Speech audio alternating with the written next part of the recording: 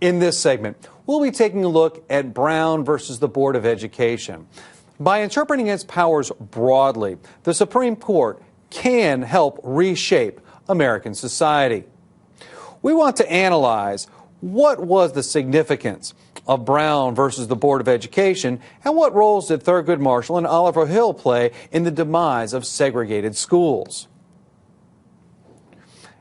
As we take a look at the court case Brown versus Board of Education in 1954, this Supreme Court ruling decided that segregated schools are simply unequal and must desegregate.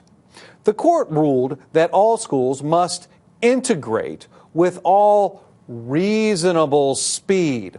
And this is going to be a problem by using the phrase reasonable speed because it's going to be left up to the states to determine what reasonable really means.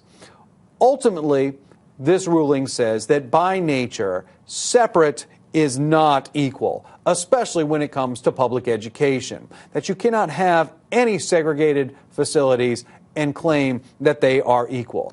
Brown versus Board of Education included many different court cases from around the United States, including a very important case from right here in Virginia.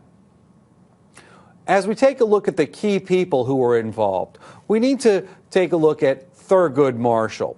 He gets a great deal of press as being one of the key leaders. He was the NAACP legal defense team leader. He argued the case for Linda Brown specifically, and his argument that the Topeka School Board was violating her rights. Later on, Thurgood Marshall was going to be appointed to the Supreme Court by Lyndon Johnson, becoming the first African American to sit on that bench. Also notable was Oliver Hill. He headed up the NAACP legal defense team here in Virginia. Hill heard that students at R. Moton High School in Farmville, Virginia, had walked out of their rundown high school. And in his lawsuit, Davis versus the County Board of Prince Edward County became one of the 5 cases that was decided ultimately under the Brown decision. When we take a look at the role of the NAACP during this period, the National Association for the Advancement of Colored People provided the legal teams to challenge these laws, which it had been doing for nearly 45 years by this time. And by providing the lawyers and the funds to file the court cases, that allowed the disadvantaged a voice and a way to challenge. Dozens of lawyers from across the country worked to end laws that allowed for discrimination in public schools by challenging the notion that separate but equal is acceptable. And it simply was not. And one by one, the courts struck down these laws. How did Virginia respond to the Brown decision? Being a state that had deep ingrained segregation, strong in the Jim Crow laws, the state of Virginia vowed to stop the efforts to integrate public high schools and public middle school and public elementary schools. Massive resistance became the key phrase during this time. Schools were closed.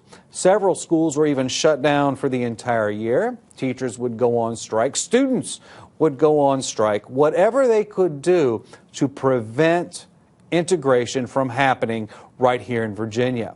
We also have private academies springing up. While Brown versus Board of Education said that no public school could be segregated, it did not address private schools. And so therefore we have a lot of private academies that did not have to follow the rules set down by the Brown decision.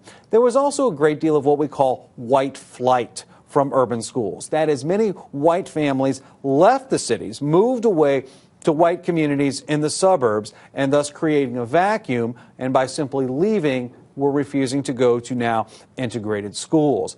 Efforts in Virginia to stop integration did slow the process, but it did not completely stop it. But it was not until the 1970s that Virginia schools were fully integrated.